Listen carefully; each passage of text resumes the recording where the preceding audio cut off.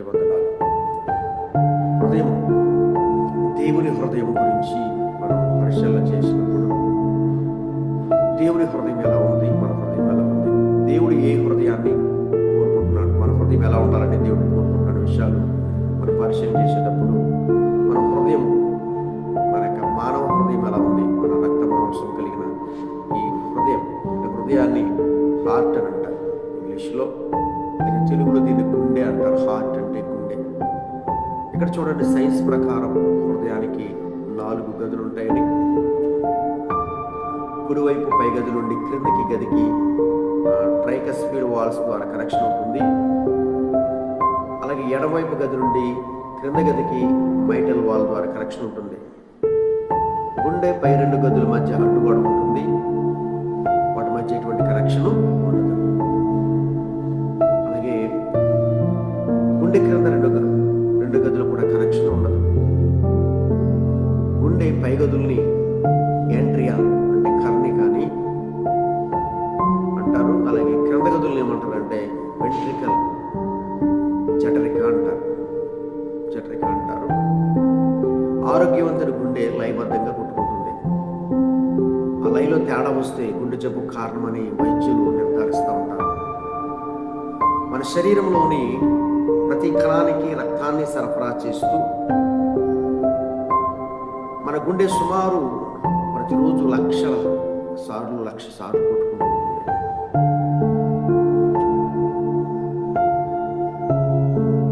అదంతా కలిపితే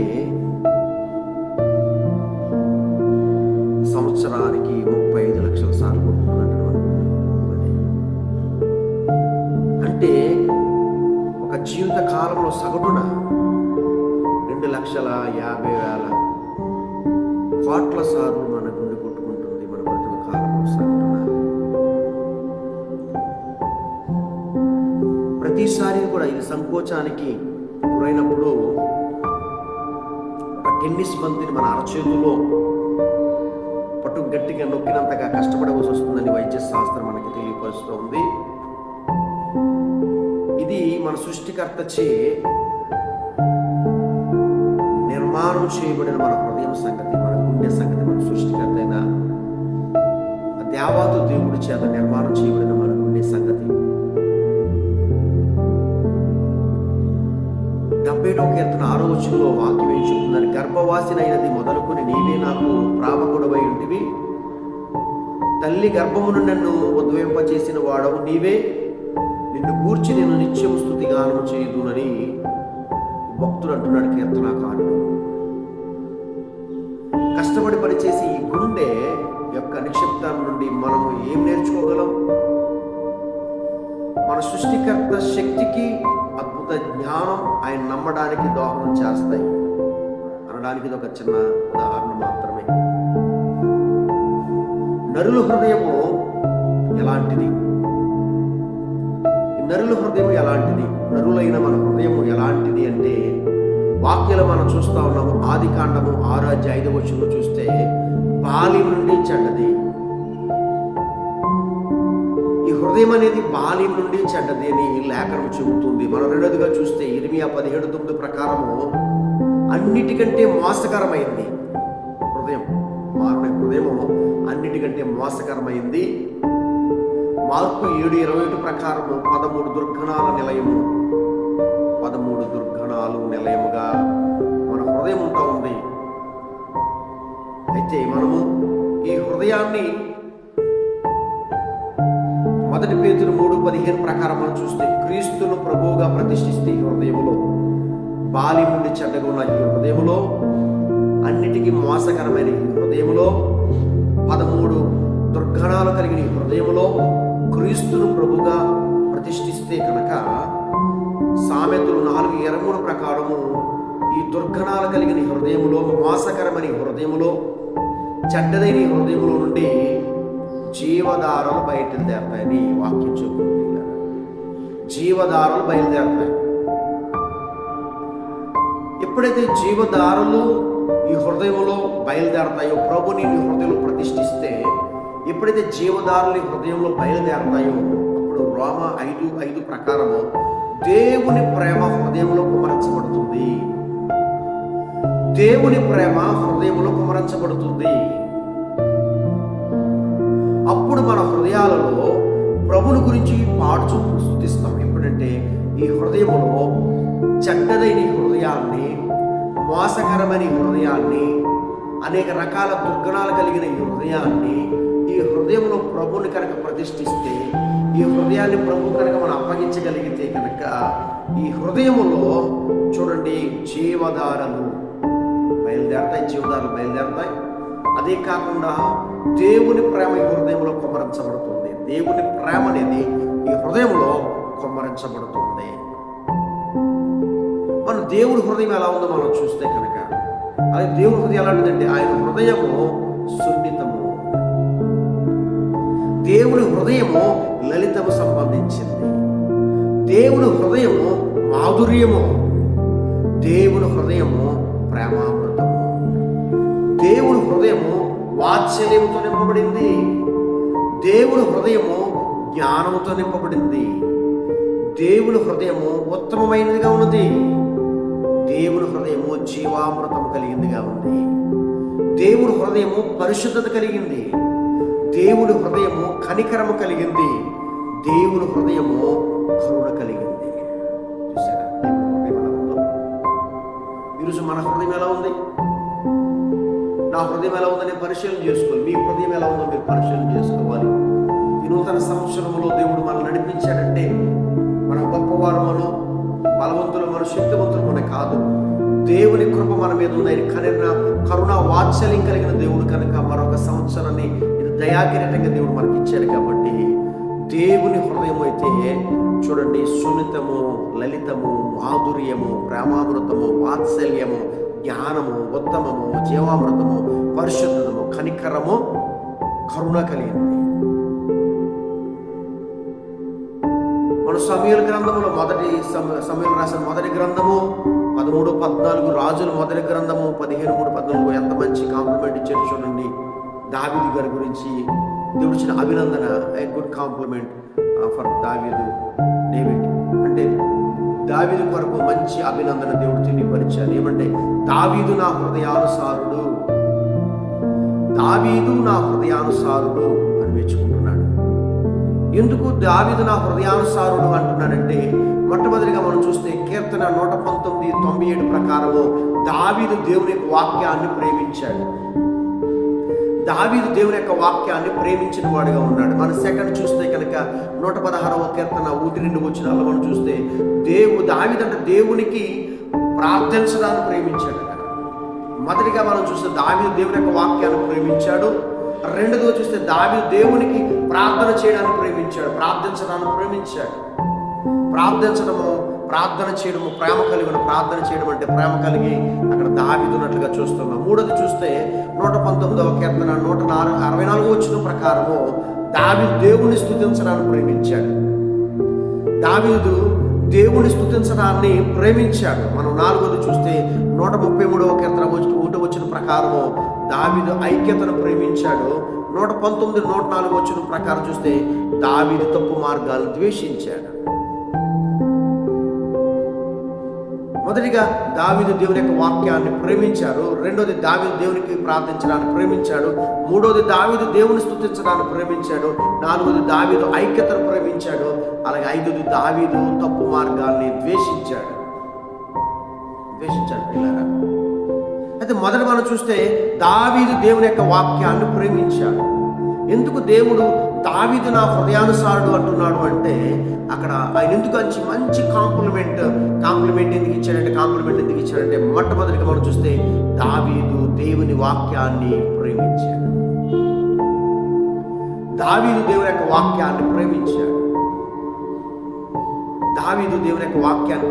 అందుకే 119వ కీర్తన 90వ వచనంలో నీ ధర్మశాస్త్రం నాకెంతో ప్రియముగా ఉన్నది, దినమెల్లా నేను ధ్యానించుచు ఉన్నాను. నీ ధర్మశాస్త్రము నాకెంతో ప్రియముగా ఉన్నది, దినమెల్లా నేను దాన్ని ధ్యానించుచున్నాను. David loved with word of God. దేవుని ధర్మశాస్త్రము హృదయానికి ఆనందము, శాంతిని కలగజేస్తుంది. ఎందుకు దావీదు గారు దేవుని యొక్క వాక్యాన్ని ప్రేమించాడు? ఆయన దినవేళ ధ్యానిస్తూ ఎందుకు ఆయన దేవుని యొక్క వాక్యాన్ని ధ్యానిస్తున్నాడంటే, చూడండి, దేవుని యొక్క ధర్మశాస్త్రము, దేవుని యొక్క వాక్యము హృదయానికి ఆనందమును శాంతిని కలగజేస్తుంది. దేవుని యొక్క వాక్యం హృదయానికి ఆనందాన్ని శాంతిని కలగజేస్తుంది. అందుకే దేవుని యొక్క వాక్యాన్ని ధ్యానించడం ద్వారా ఎంతో ధన్యత మనకు ఉంది. దేవుని యొక్క వాక్యము ధ్యానించడం ద్వారా మనకి ఎంతో ధన్యత కలుగుతుంది. అది నీ ఆజ్ఞల తట్టు నా చేతులెత్తేదను, నీ కట్టని ధ్యానిస్తాను అని అన్నాడు. నీ ఆజ్ఞల వైపు నా చేతులెత్తుతాను. ప్రైజ్ ది లార్డ్, హల్లెలూయా. ఎందుకు దావీదు దేవుని హృదయానుసారుడయ్యాడు? దావీదు హృదయం ఎలా ఉంది? ఈరోజు మన హృదయం ఎలా ఉంది? నా హృదయానుసారుడండి దావీదు గురించి ప్రభు చెప్పారు. ఆయన హృదయం ఎలా ఉంది? మన హృదయం ఎలా ఉంది? ఈరోజు దేవుని హృదయము మనం ధ్యానిస్తున్నప్పుడు మానవ హృదయము, నీ హృదయము, నా హృదయం ఎలా ఉంది? మనం దేవుని దృష్టిలో మన హృదయం ఎలా ఉంది? మన సాక్ష్యం ఏమి ఉందో ఈ దేవుని హృదయం అనే ఈ అంశాన్ని మనం ధ్యానిస్తాం, మనకు అర్థమవుతూ ఉంటుంది. ఎందుకంటే దేవుని యొక్క వాక్యాన్ని ప్రేమించడం ద్వారా మనకు కలిగే ఉపకారాలు, మేలులు, ఆధిక్యత ఏముంటుందో, దావీదు గారు దేవుని వాక్యాన్ని ప్రేమించడం ద్వారా, ధర్మశాస్త్రాన్ని ప్రేమించడం ద్వారా, దేవుని యొక్క వాక్యాన్ని ప్రేమించడం ద్వారా, చూడండి, దేవుని కాపుదల గుర్తుపెట్టుకోండి. దేవుని యొక్క వాక్యాన్ని ప్రేమించడం ద్వారా, వాక్యాన్ని ధ్యానించడం ద్వారా, వాక్యాన్ని వినడం ద్వారా, వాక్యానికి లోబడడం ద్వారా, వాక్యానుసారంగా జీవించడం ద్వారా మొట్టమొదటిగా కలిగేది ఏంటంటే దేవుని కాపుదల. రెండోది దేవుని ఆదరణ. మూడోది దేవుని సహాయము. నాలుగోది దేవుని నడిపింపు. ఐదోది దేవుని శక్తి, దేవుని యొక్క సన్నిధి, దేవుని పోషణ, దేవుని బలము లభిస్తాయి దేవుని యొక్క వాక్యాన్ని ప్రేమించడం ద్వారా. దేవుని యొక్క వాక్యాన్ని ప్రేమించి వాక్యానుసారంగా జీవించడం ద్వారా ఇన్ని రకాల మేలులు మానవ యొక్క జీవితానికి దేవుడు అనుగ్రహిస్తున్నాడు. అందుకే పదే పదే వాక్యాన్ని చదవండి, వాక్య ప్రకారంగా జీవించండి సేవకులైన వాళ్ళు దేవుడు వాక్యం ద్వారా ఎందుకు మనల్ని బలవంతం చేస్తున్నాడంటే, ఎందుకు మనల్ని పదే పదే ప్రేరేపిస్తున్నాడంటే, ఎందుకు పదే పదే దేవుడు నీతో మాట్లాడుతూ ఉన్నాడంటే, ఇవన్నీ కూడా నీకు అనుగ్రహించడానికి, ఇవన్నీ కూడా దేవుడు నీ జీవితంలో నీకు ఇవ్వడానికి, వీటన్నిటిని కూడా ఇవ్వడానికి దేవుడు ఇష్టపడుతున్నాడు కనుక చూడండి, ఆ దేవుని యొక్క కాపుదల, దేవుని యొక్క ఆదరణ, అంటే సహాయము, దేవుని నడిపింపు, దేవుని శక్తి, దేవుని యొక్క సన్నిధి, దేవుని యొక్క పోషణ, దేవుని యొక్క బలం మనకు లభిస్తాయి. దేవుని యొక్క వాక్యం ప్రేమించడం ద్వారా లభిస్తాయి. దేవుని వాక్యం అనే బలమైన పునాది మీద మీ జీవితాన్ని కడతాడైనా. వాక్యాన్ని బట్టి దావీదు అడుగులు స్థిరపడ్డాయి.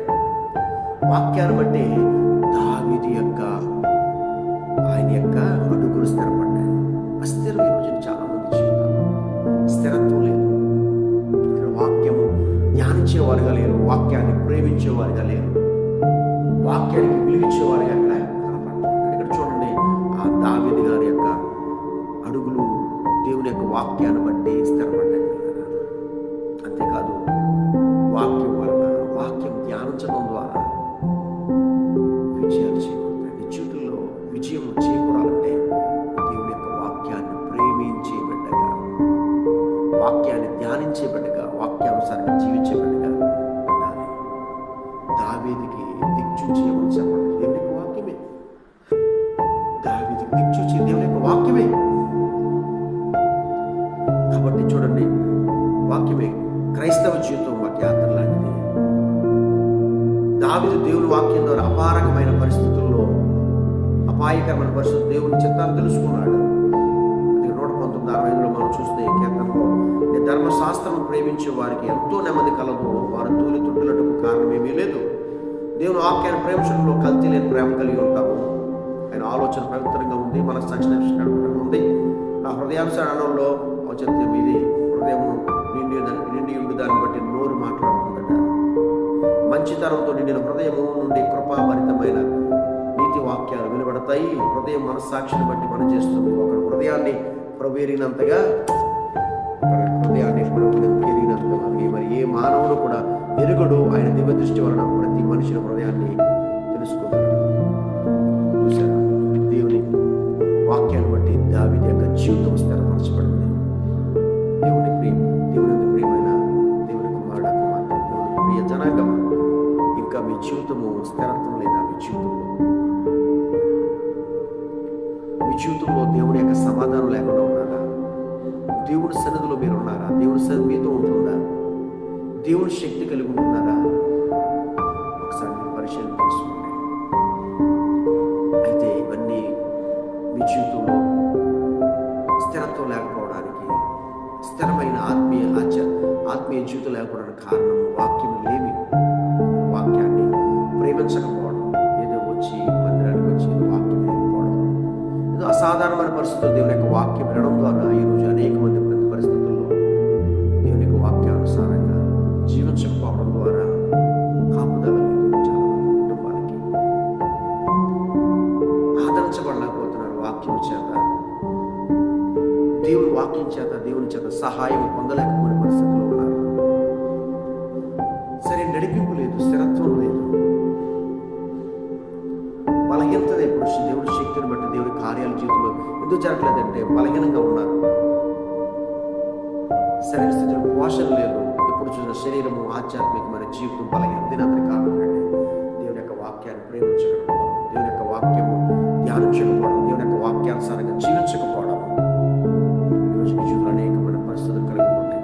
కాబట్టి దేవుని బిడ్డ, దేవుని యొక్క వాక్యాన్ని ప్రేమించు, వాక్యానికి లోబడు, వాక్యం మీద ఆధారపడు, వాక్యానుసారంగా జీవించు. అప్పుడు నీ జీవితంలో గొప్ప దేవుని యొక్క కాపుదల, దేవుని యొక్క ఆదరణ, దేవుని యొక్క సహాయము, దేవుని యొక్క నడిపింపు, దేవుని యొక్క శక్తి, దేవుని యొక్క సన్నిధి, దేవుని యొక్క ఆదరణ, దేవుని బలం జీవితంలో నడిపిస్తాయి. నూతన జీవితంలో ఒక నిబంధన, ప్రభువా నేను ప్రేమిస్తున్నాను, నీ వాక్యాన్ని ప్రేమిస్తాను, నీ వాక్యాన్ని ధ్యానిస్తాను, వాక్యానుసారంగా జీవిస్తాను, నా హృదయంలో నేను ఆహ్వానిస్తున్నాను. మొదటి 3:15 ప్రకారం క్రీస్తుని మీ హృదయంలో ప్రతిష్ఠించండి. ఈరోజు సామెతలు 4:23 ప్రకారం ఈ హృదయంలో జీవనాలు బయలుదేరుతాయి. ఈరోజే బయలుదేరుతాయి. క్షణికావేశంలో, ఆవేదనలో, ఆలోచనలో ఉన్న మీ జీవితంలో, వేదంతో ఉన్న మీ జీవితంలో, సమాధానం లేకుండా మీ జీవితంలో, అనారోగ్యంతో మీ జీవితంలో, నష్ట కష్టాల్లో ఉన్న మీ జీవితంలో గొప్ప జీవజల ధారలు మీ హృదయంలో కనుక పొర్లు పోరాలంటే కనుక దేవుని ప్రేమ హృదయంలో కుమ్మరించబడాలి. దేవుని ప్రేమ హృదయం కుమ్మరించబడాలంటే దేవుని యొక్క వాక్యాన్ని మీ హృదయంలోనికి ఆహ్వానించండి. దేవుడు అత్యున్నతంగా దేవుడి ఈరోజే మిమ్మల్ని మీ హృదయాన్ని ప్రేమను కుమ్మరించి ఆధ్యాత్మిక స్థితిలో నడిపిస్తాడు. అటువంటి ధన్యత మీకు, మీ కుటుంబానికి, మీ సంఘాలకు అనుగ్రహించుగాక. ఆమె ప్రార్థన చేసుకుందామా? ఈరోజు నాతో కలిపి ఈ సమయంలో మీ ప్రార్థనలోకి వేస్తారా? ప్రభా, నీ ప్రేమ కుమ్మరించబడాలి. నా హృదయం మోసకరమైంది, బాల్యం నుండి కూడా నా హృదయం చెడ్డది, నా హృదయం 13 దుర్గణాలు కలిగిందని నీ వాక్యం ద్వారా మాట్లాడాను. నా హృదయంలో ప్రభా అనేకమైన పరిస్థితులు ఉన్నాయి కనుక నా హృదయాన్ని చేతికి అప్పగిస్తున్నాను. ప్రభు అని ఈరోజు కనుక మీరు దేవుడితో ప్రార్థించగలిగితే ప్రార్థించేద్దాం. మీరు నష్టంగా మోకరించలేక లేచి నిలబడండి. నాతో కలిపి ప్రార్థనలో ఏకీభవించమని ప్రేమ కోరుతున్నాను. మనం చేస్తున్నాం, ప్రార్థన చేస్తున్నాం. మహాపరిశుద్ధుడైన తండ్రి, మిక్కిలిగా ప్రేమించిన మా పరలోకపు తండ్రి, మీ ఘనమైన శ్రేష్టమైన నామాన్ని బట్టి ప్రార్థిస్తున్నాను ప్రభా. ఈ సమయంలో నాయన హృదయము నిమిషం కొరకు ధ్యానించడానికి మీరు సహాయం చేశారు. దావీదు నా హృదయానుసారుడు, ఎందుకంటే దావీదు మీ యొక్క వాక్యాన్ని ప్రేమించాడు, మీ యొక్క వాక్యానుసారంగా జీవించాడు కనుక దావీదు బలహీనత నుంచి విడిపించి గొప్ప కార్యాలు మీరు జరిగించారు. ఈరోజు నాయన వీళ్ళు ఎవరైతే ఈ సమయంలో ఈ వాక్యాన్ని వింటూ ఉన్నారో, వాక్యానికి ఇప్పుడు లోబడుతున్నారు, ఈ సమయంలో ప్రార్థిస్తున్నారు, అందరి కొరకు ప్రార్థిస్తున్నారు. వారి జీవితంలో ఏవైతే కోల్పోయారో, వారి హృదయము నాయన దేనికైతే బానిసైందో ప్రభా, సమస్త వీరి దేవుడు కనుక ఈ రోజు నేను వారు ఆహ్వానిస్తున్నారు వారి హృదయంలోనికి మిమ్మల్ని ప్రభా. మీ యొక్క సన్నిధిని, మీ ప్రేమను వారి హృదయాలు కుమ్మరించండి. ప్రతి విషయంలో గొప్ప విజయాలు దయచేయండి. వాక్యానుసారము, వాక్యం వినడానికి, వాక్యం ధ్యానించడానికి, వాక్యానుసారంగా వారు జీవించడానికి మీరు సహాయం చేసి నూతన సంవత్సరములో వారి హృదయమునైనా నీ ప్రేమతో నింపబడ్డానికి నాయన, వారి హృదయం నీ ఆదరణతో నింపబడ్డానికి నాయన, వారి హృదయం మీ కాపుదలతో నింపబడ్డానికి, వారి హృదయం మీ శక్తి చేత నింపబడ్డానికి గొప్ప సహాయం చేయమని, కృప చూపించమని, మీరే మహిమ పొందమని యేసు నామములో అడుగుచున్నాము తండ్రి. ఆమేన్. God bless you. దేవుడు ప్రియమైన వాళ్ళరా, దేవుని యొక్క వాక్యాన్ని ధ్యానించండి, వాక్యానుసారంగా జీవించండి, దేవుని లోబడండి. అత్యంతమైన కృప దేవుడు మీ జీవితంలో అనుగ్రహించును గాక. ఈ దేవుని హృదయం అనే మొదటి పార్ట్ మీరు చూశారు. ఇది మీకు జీవితానికి అత్యంతంగా ఆదరణగా అనిపిస్తుంది కనుక మీ యొక్క ఫోన్ కాల్స్ ద్వారా మమ్మల్ని సంప్రదించండి. అలాగే మీ యొక్క మెసేజ్ ద్వారా కూడా, మీ యొక్క కామెంట్స్ ద్వారా కూడా మమ్మల్ని ప్రోత్సహించమని మరొకసారి రెండవ భాగంలో మిమ్మల్ని కలవడానికి ప్రభు కొరకు మీరు అందరూ ప్రార్థించమని, నా కొరకు, నా కుటుంబం కొరకు, ఇచ్చిన కుమార్తె కొరకు, తల్లిదండ్రుల కొరకు, నా పరిచయాల కొరకు మీరు అందరూ ప్రార్థించమని మనందరినీ కూడా ప్రార్థిస్తూ మీ ప్రేమలో, మీ సేవలో దేవుని యొక్క సేవకుడైన ప్రజల రక్షణ కుమారుని ఈ వ్యక్తిని, ఈ యొక్క సంఘాన్ని కూడా మీరు అందరూ ప్రార్థన జ్ఞాపకం చేసుకోమని వినిపిస్తూ ఉన్నాను. దేవుడు మిమ్మల్ని, మీ కుటుంబాన్ని, మీ సంఘాలు బహుగా దీవించి ఆశీర్వదించి ఈ నూతన సంవత్సరం నూతన కృపతో నింపి మీ కుటుంబాలు బహుగా మీ హృదయాన్ని ఆయన ప్రేమను కుమ్మరించి ఆధ్యాత్మిక మమ్మల్ని అధికంగా బలపరచును గాక. ఆమేన్. God bless you. దీవించి ఆశీర్వదించును గాక. అందరికీ